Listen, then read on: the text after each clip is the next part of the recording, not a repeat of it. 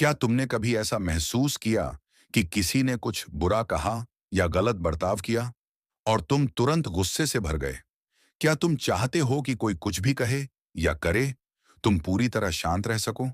क्या हो अगर तुम ऐसा दिमाग बना लो जो इतना मजबूत हो कि आलोचना, अपमान या यहां तक कि उथल-पुथल भी तुम्हारे अंदर के सुकून को छू ना सके?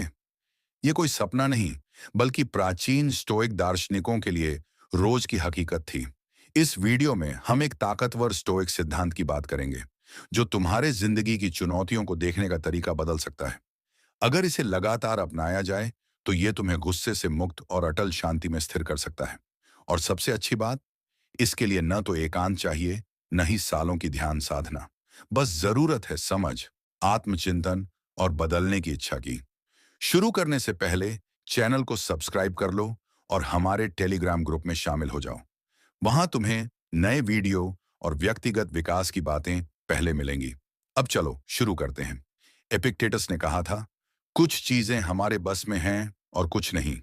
इस फर्क को समझना बहुत जरूरी है। हमारा ज्यादातर गुस्सा उन चीजों को कंट्रोल करने की कोशिश से आता है जो हमारे बस में नहीं, खासकर दूसरे लोग।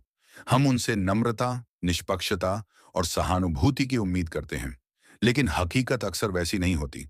स्टोइक्स हमें सिखाते हैं कि हम सिर्फ अपने विचारों और कर्मों को नियंत्रित कर सकते हैं। जिस पल तुम दूसरों के बर्ताव से ध्यान हटाकर अपनी प्रतिक्रिया पर लाते हो, तुम अपनी आजादी वापस लेने लगते हो। तुम हालात के शिकार होने के बजाय अपनी प्रतिक्रियाओं के लेखक बनने लगते हो। जरा इस पर गौर करो। तुम्हारा सुकून तुम्हारी जिम्मेदारी है। इस नींव को रखने के बाद अब इसे और बढ़ाते हैं। आइए देखें कि चीजों को व्यक्तिगत रूप से लेने की आदत को कैसे तोड़ा जाए। ये तुम्हारे बारे में नहीं है। मार्कस ऑरेलियस खुद को रोज याद दिलाते थे कि वो स्वार्थी, बदतमीज और तर्कहीन लोगों से मिलेंगे।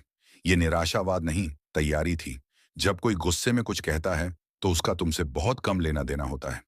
लोग अपने दर्द, डर या भ्रम से प्रतिक्रिया देते हैं। जब तुम इसे समझ लेते हो, तुम उनकी नकारात्मकता को अपने अंदर नहीं लेते। तुम उनके बर्ताव को अपनी कीमत का आईना समझना बंद कर देते हो। इसके बजाय तुम उनके तूफान में हिस्सेदार होने के बजाय एक दर्शक बन जाते हो। उनका उथल पुथल तुम्हारा उथल पुथल नहीं बनता। इस स्पष्टता के साथ एक कदम और आगे बढ़ते हैं। अगर गुस्सा स्वाभाविक है, तो क्या वो उपयोगी है? खुद से पूछो, गुस्सा क्या हल करता है? सेनेका ने गुस्से को अस्थाई पागलपन कहा था। उस पल में यह ताकतवर लग सकता है, लेकिन यह शायद ही कभी हालात को बेहतर करता है। हम में से ज्यादातर को वो मौके याद होंगे जब गुस्से ने पछतावे को जन्म दिया, न कि समाधान को। तो रुको और पूछो, क्या यह गुस्सा कुछ बेहतर करेगा? अगर नहीं, तो यह बस बेकार ऊर्जा है। इस जागरूकता को अपनाने से भावना दबती नहीं, बल्कि वो और साफ होती है। तुम बेकार जंग के बजाय शांति चुनना सीखते हो। इस जागरूकता को बनाते हुए अगला कौशल बहुत अहम है। रुकना सीखो। वो रुकावट जो सब कुछ बदल देती है। किसी उकसावे और तुम्हारी प्रतिक्रिया के बीच एक पल का चिंतन डालना वो चीज है जो प्रतिक्रियाशील को समझदार से अलग करती है।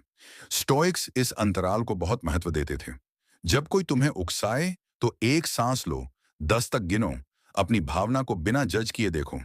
खुद से पूछो, क्या ये सचमुच मेरे अंदर के सुकून को भंग करने लायक है? ज्यादातर मामलों में जवाब साफ होगा। एपिक्टेटस ने कहा था, हमें चीजें नहीं, बल्कि उनके बारे में हमारी राय परेशान करती है। और राय की बात करें, तो कभी कभी हम छोटी सी असुविधा को लंबे समय की तबाही में बदल देते हैं। आइए अपना नजरिया बदलें। सब कुछ अस्थायी है। स्टोइक्स जिंदगी को एक बहती नदी की तरह देखते थे। कुछ भी स्थिर नहीं। भावनाएं आती जाती हैं। जो चीज तुम्हें अभी गुस्सा दिला रही है, वो शायद कुछ दिन, घंटे या मिनटों में फीकी पड़ जाएगी। मार्कस ऑरेलियस ने लिखा था, जिंदगी एक प्रवाह है, सब कुछ गतिमान है। अगर कोई चीज एक हफ्ते या साल बाद मायने नहीं रखेगी, तो क्या वो आज तुम्हारे सुकून के लायक है? शायद नहीं। ये नजरिया तुम्हें फटने से पहले छोड़ देने की जगह देता है। अब हम अंदर की ओर मुड़ते हैं और देखते हैं कि वो आग असल में क्या भड़का रही है। तुम्हारा अहंकार तुम्हारा दोस्त नहीं। गुस्सा अक्सर एक छोटे अहंकार को छुपाता है। हमें लगता है कि हमारा अपमान हुआ, हमें नजरअंदाज किया गया या हमारी बात को गलत ठहराया गया, तो हम प्रतिक्रिया देते हैं। लेकिन असली सवाल यह है, क्या तुम सही होना चाहते हो या शांति चाहते हो? स्टोइक्स हमें सिखाते हैं कि मूल्यों के हिसाब से जियो, अहंकार के हिसाब से नहीं। जब तुम ईमानदारी से काम करते हो, न कि घमंड से, तो अपमान अपनी ताकत खो देता है। मार्कस ऑरेलियस ने चेतावनी दी थी, अपने दिमाग को दूसरों की राय का गुलाम मत बनने दो। बेशक इस तरह का नियंत्रण रातों रात नहीं आता। इसके लिए ट्रेनिंग चाहिए। अपने दिमाग को मांसपेशी की तरह प्रशिक्षित करो। आत्मनियंत्रण कोई तोहफा नहीं, एक आदत है। मार्कस ऑरेलियस हर दिन की शुरुआत मुश्किलों की उम्मीद करके करते थे, ताकि वो हैरान या हिल ना जाए। तुम भी ऐसा कर सकते हो। रोज की छोटी मोटी चिढ़ को अपने प्रशिक्षण का मैदान बनाओ। हर बार जब तुम तुरंत जवाब देने से रुकते हो, तुम मजबूत होते हो। न्यूरोसाइंस भी इसकी पुष्टि करता है। बार बार सजग व्यवहार सचमुच दिमाग को फिर से तार जोड़ता है। जितना ज्यादा तुम अभ्यास करोगे, तुम्हारा सुकून उतना ही स्वाभाविक हो जाएगा। और अगर तुम सोच रहे हो कि क्या इस तरह का दिमाग टिक सकता है, तो सोचो कि तुम्हारा माहौल तुम्हारी प्रगति को कितना प्रभावित करता है। अपने आसपास शांति रखो। भावनाएं संक्रामक होती हैं। लगातार गुस्से और शिकायतों के बीच रहने से वही पैदा होता है। एपिक्टेटस ने चेतावनी दी थी, लगातार शिकायत करने वालों से बचो, वरना तुम उनकी सोच को आत्मसात कर लोगे।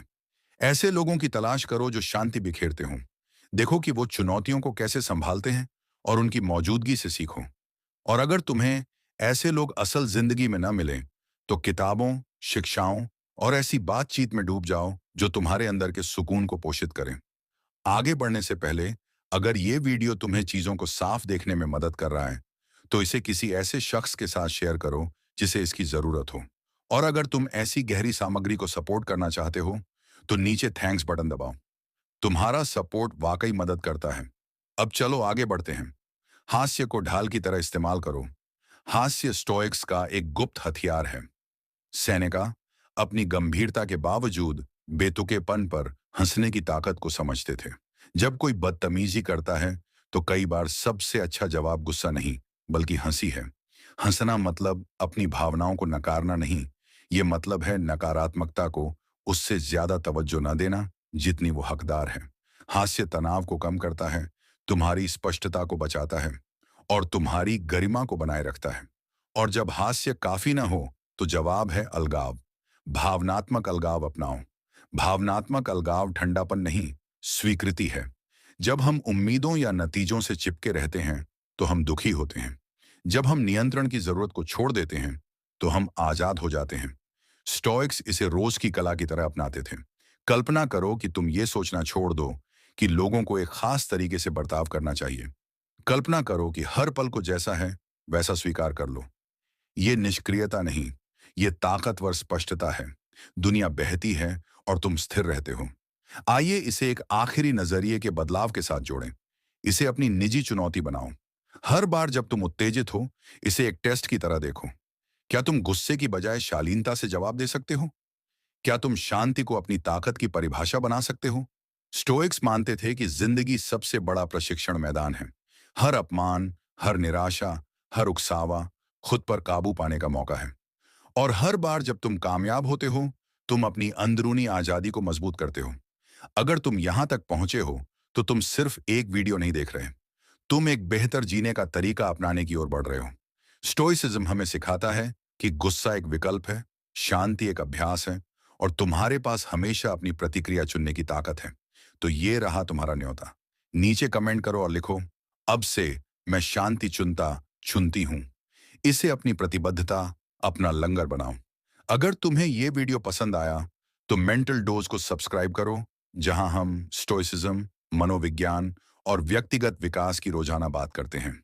बेल आइकन ऑन करो ताकि तुम कोई एपिसोड न छोड़ो, और इसे किसी ऐसे शख्स के साथ शेयर करो जिसे अपनी जिंदगी में ज्यादा शांति चाहिए। देखने के लिए शुक्रिया। स्थिर रहो, जागरूक रहो और सबसे ज्यादा आजाद रहो।